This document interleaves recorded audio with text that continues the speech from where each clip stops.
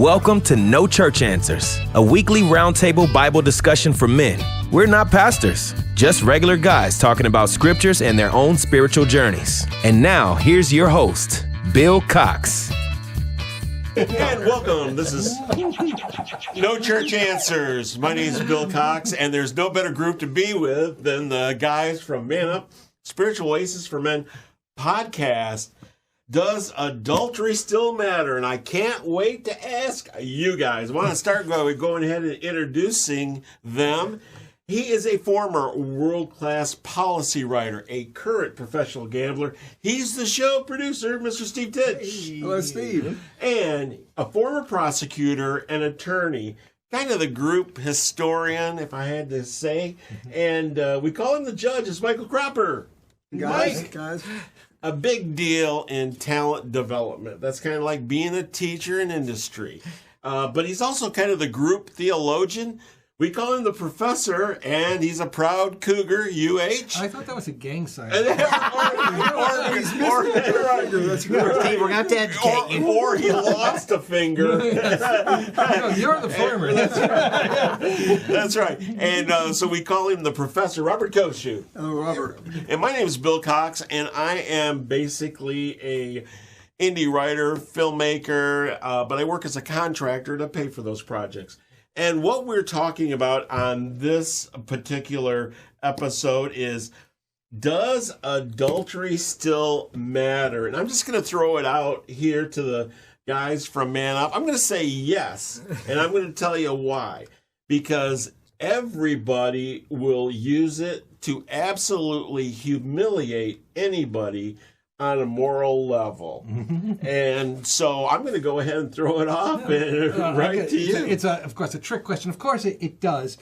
The reason we're asking it because, the moral question is this. At one time, adultery would probably make you a social pariah. It certainly would cost you a lot. These days, it won't affect your job unless it's a problem you're fooling around at the office and there's a policy against it. But if you have an affair with someone who isn't working in the office, it may lead to problems in your marriage, but it's not going to ruin your reputation. People aren't going to look at you and say, "Oh, naughty, naughty, naughty." But for Christians, it's really terrifically important because, again, as the culture kind of gets both toward adultery and sexuality a lot looser, it begins to force questions. And part of this, we really did a popular podcast on it. We did a live show on it that is also on this the YouTube channel. So we're going to go through it rather quickly, but some of it is rooted in also lust.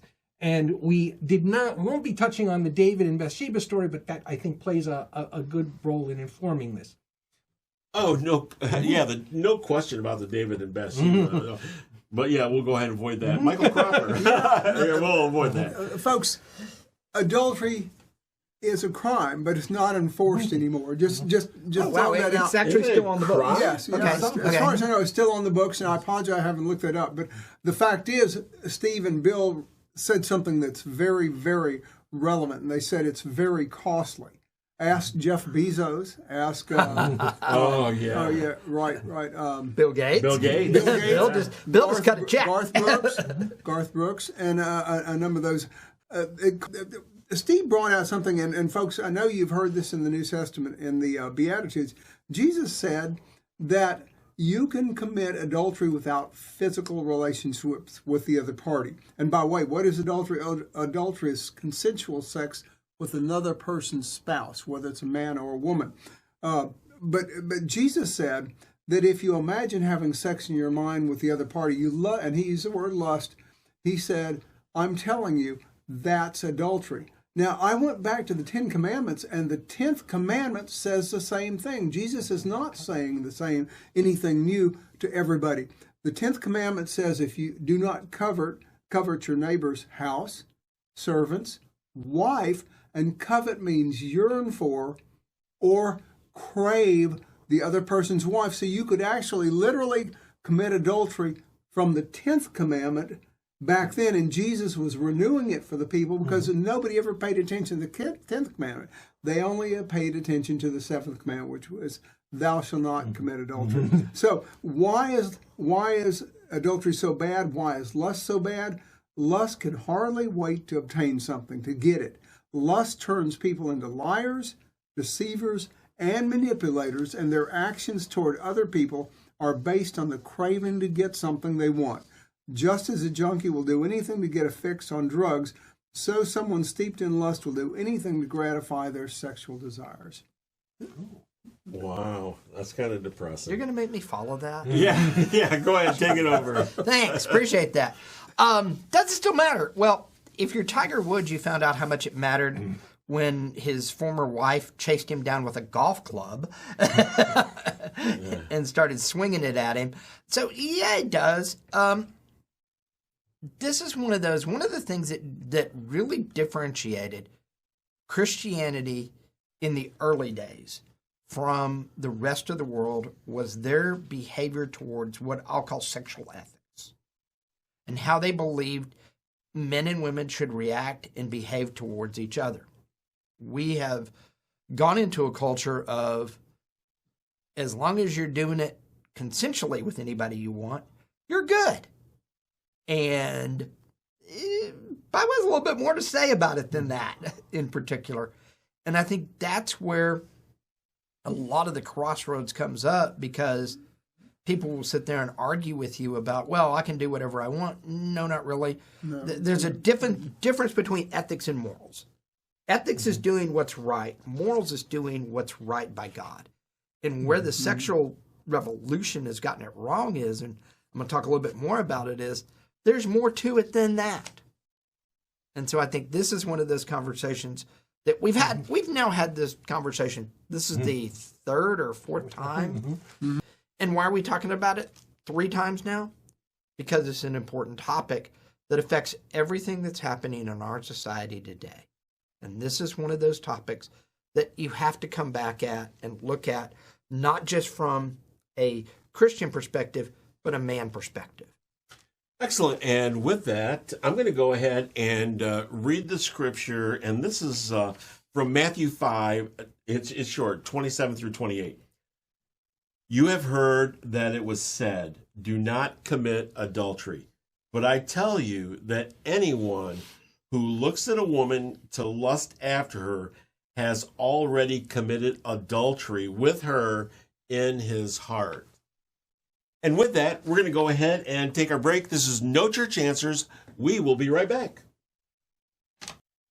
Hi, I'm Bill Cox, host of No Church Answers and director of Man Up, Spiritual Oasis for Men. We hope you enjoy our show as much as we enjoy doing it. But our ministry needs your support if we are to continue to bring our TV show, our podcast, our live shows to men seeking spiritual refreshment. For as little as $5 a month, you can become a patron of Man Up Spiritual Oasis. Get more details at our page on patreon.com.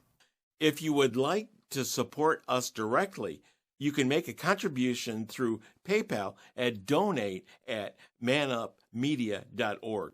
All contributions are tax deductible.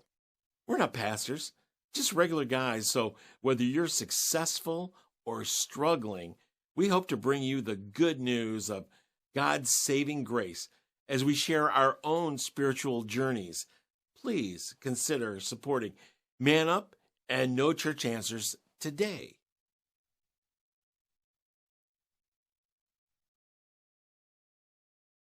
And welcome back. This is No Church Answers. My name is Bill Cox, and I'm here with the guys from Man Up Spiritual Oasis for Men, their podcast, and we're talking about adultery. Absolutely, adultery matters, but understand this about the way society is.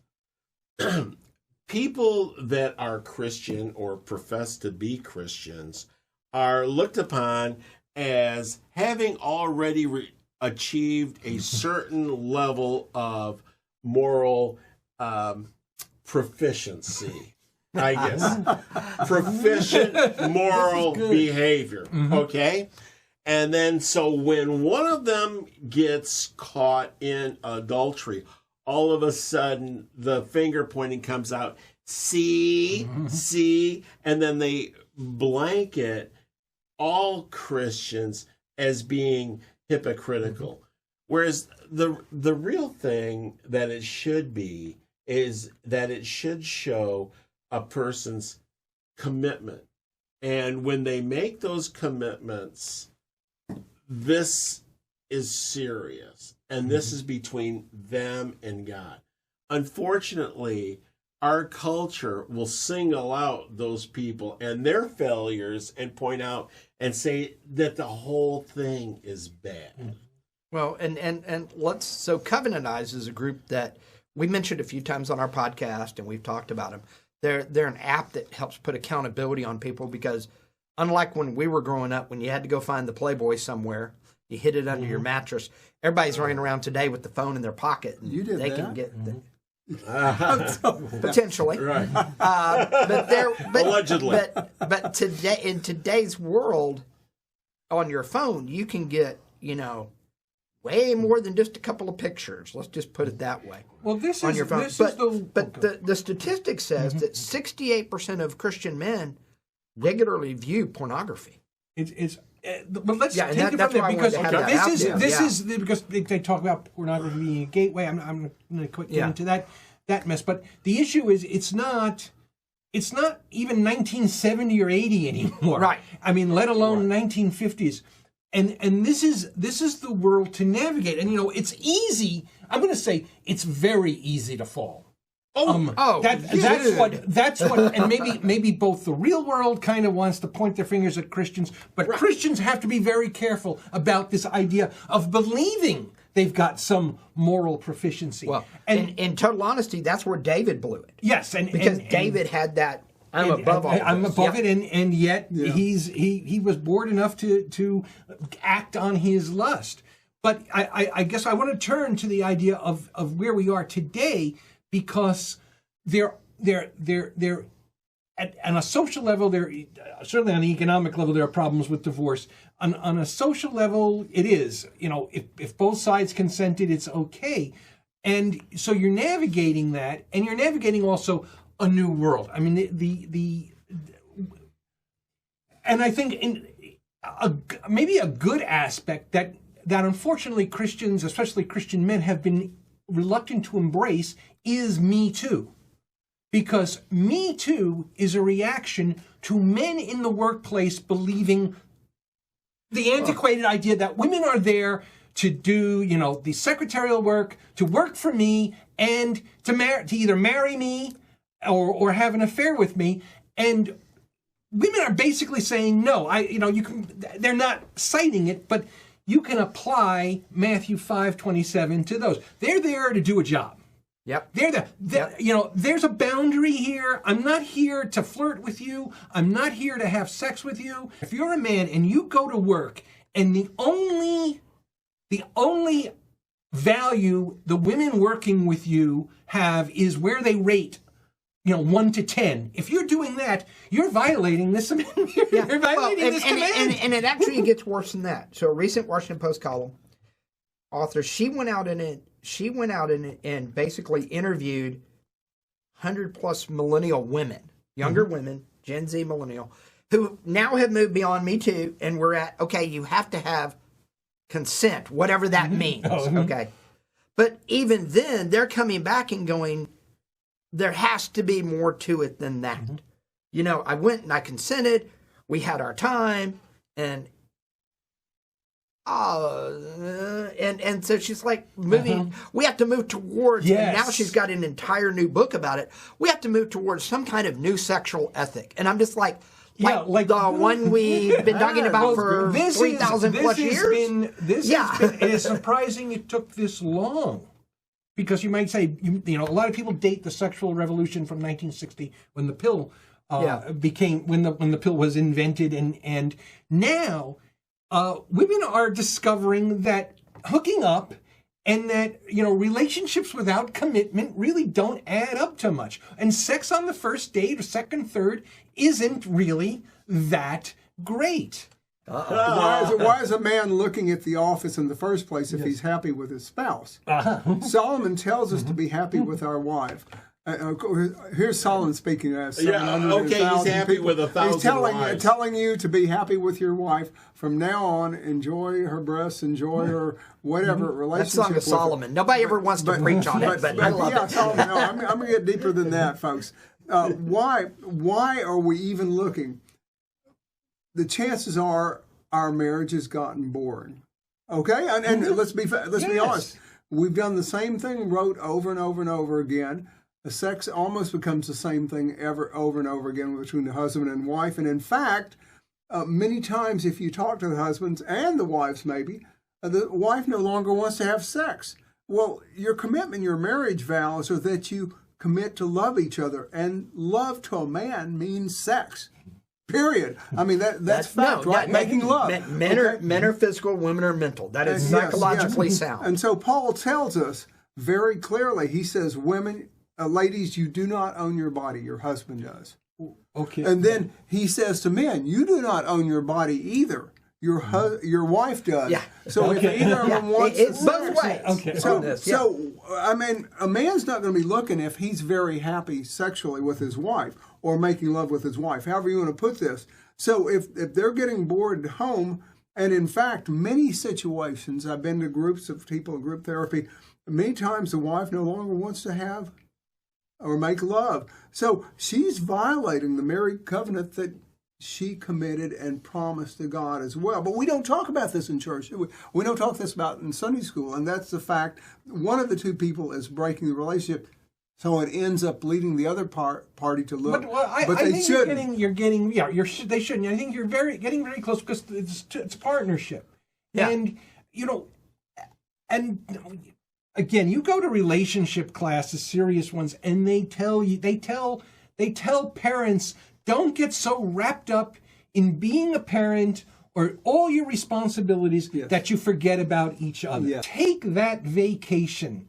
Take that weekend. Do something together. Don't forget why you married that person. And as you get older, and maybe that's where the Christians can take a bit of culture, because I think too many Christians believe sex ends when you're 35. And you're not supposed to. You're a men and women. You're faulty, and I don't. No one told me that. No one told. I missed that memo somewhere on the Christian. I took it right away, but I wanted to throw that. We never talk about that. All right, and with that, we are going to go ahead and take a break. This is No Church Answers. We'll be right back.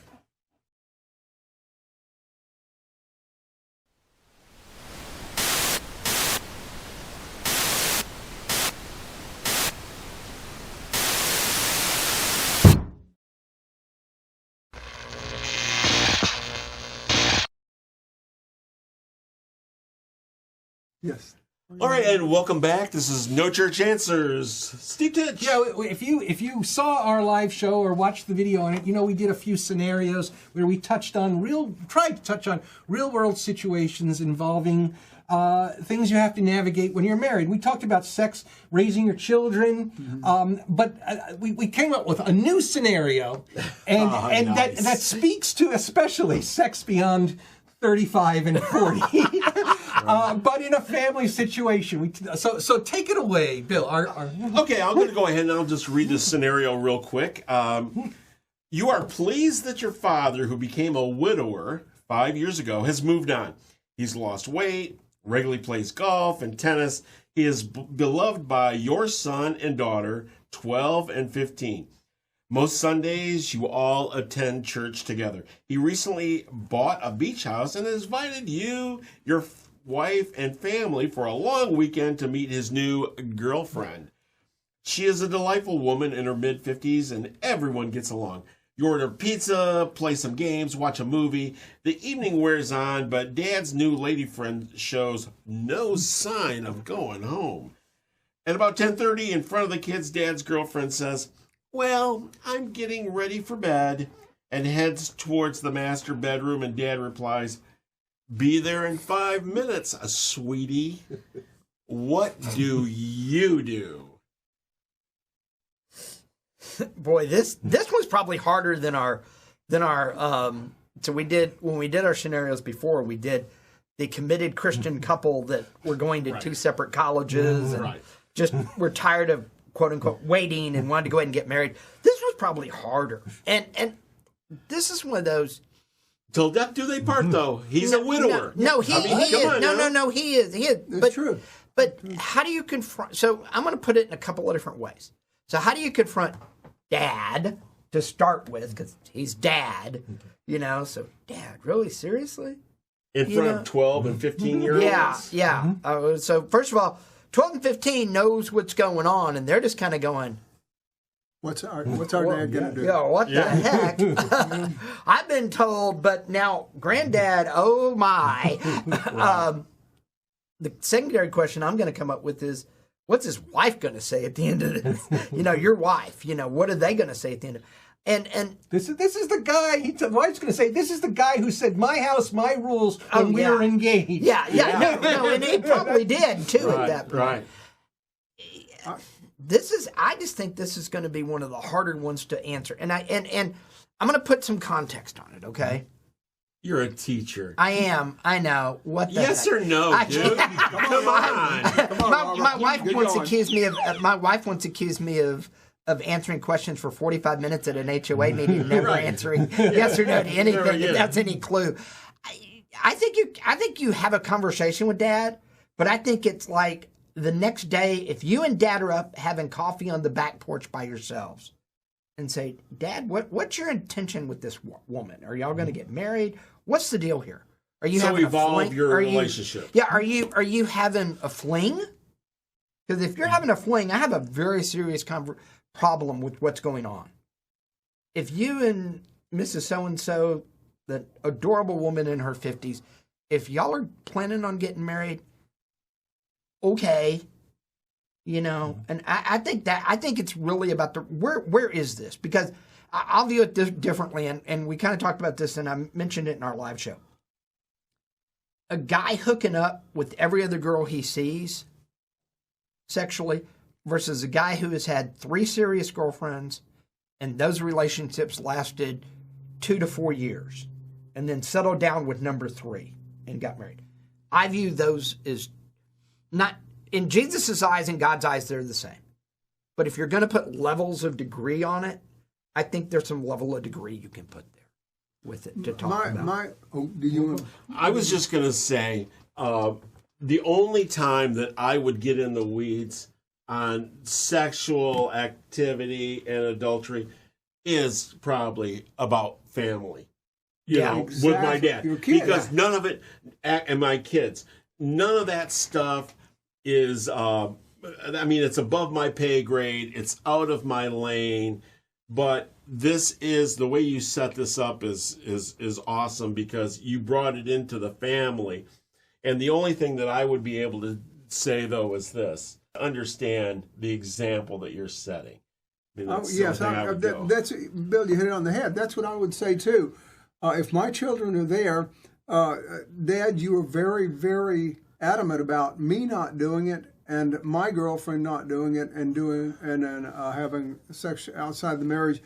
And I would probably, if it occurred in front of me and my children, we were supposed to spend the night there, I would probably take my children and leave. And I'd say, Dad, I'll talk to you later about this. I love you and everything. But 2 things here, Dad. Either your girlfriend sleeps in another room without you, or I take the kids and go home, and we can talk about this tomorrow, because you're flaunting something you said was absolutely wrong. And the thing here is, it's our children, and that's simply, he's no longer a good role model of what he's going to do in front of his grandchildren. Doesn't bother me because I've grown up, we've experienced all this, and we've seen this around us, but it does affect the model I present to my children and whether or not I'm going to protest it. That's a good answer. Yeah, I like that. I'd say, actually, it was very persuasive because I'm kind of in between you guys. I think I wouldn't get into a discussion about the relationship, but I would have been annoyed that, Dad, you should have given me a heads up on this. Because yes. I don't like this, and I'd challenge by saying I think you should have given me a heads up on this. And I don't care how you feel at your age about morality. You created a very bad impression, and in some ways you undermined me as a father. Because now they got, Grandpa did it. What is it? It's okay. It's okay when I'm 55, 60, but it's not okay when I'm 60. It's bad enough that I got to say all my friends are doing it, but oh my God, now my grandpa's doing it. And so I think that's the way to do it. Now I don't know if it's 10:30. Like I literally made the hour late, and you made the tough decision. We're packing up. We're going to a motel. We're driving all the way home. Which to me. The thing is, the damage is already done at that point. And I think it's the relationship you have with your dad at that point. And it's, this is probably, like I said, this is probably one of the harder scenarios we talked about in this area because. I think it's happening more and more. Oh, dude, it's, there's no question it's happening more and more. Because I think originally when you thought about marriage, you're talking about someone that's in their 20s, and they're meeting up. They're going to create a family. They're going to create a life together. They're going to support each other and stuff. And now you're talking about people that are farther on down the line. And you're talking about 2.0, Dad 2.0. Okay, and so that's different rules, and so I think to a certain extent, we need to have compassion for Dad, and we don't know. I mean, in this, we don't know the woman. Mike, you're a lot stricter than me. I don't think I would have taken my kids and left. I think I would have done damage control on my own because hey, that's my dad. Mm-hmm. I wouldn't have wanted to make him look bad or anything. Mm-hmm. And with that, we're going to go ahead and just get some final comments from the group and start with Mr. Steve. I'm just going to go back to what we started at. Lust is selfish. That's the reason it's a sin.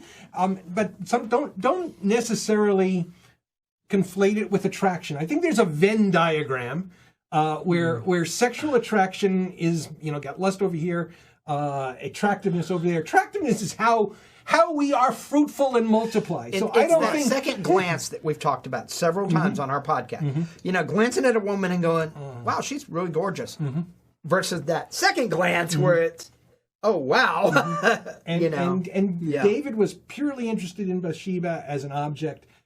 So you're going. If you see someone attractive, you might have sexual thoughts, but if you're interested in the person. That's it. If you're interested in lust, objectifies, attractiveness personifies. Oh, excellent! Wow, that's right. I am not going to follow that. My name is Bill Cox. You're going to be the last word. This has been No Church Answers. Thank you so much for tuning in. You've been watching No Church Answers, a weekly roundtable Bible discussion for men, a production of Man Up Spiritual Oasis. Want more?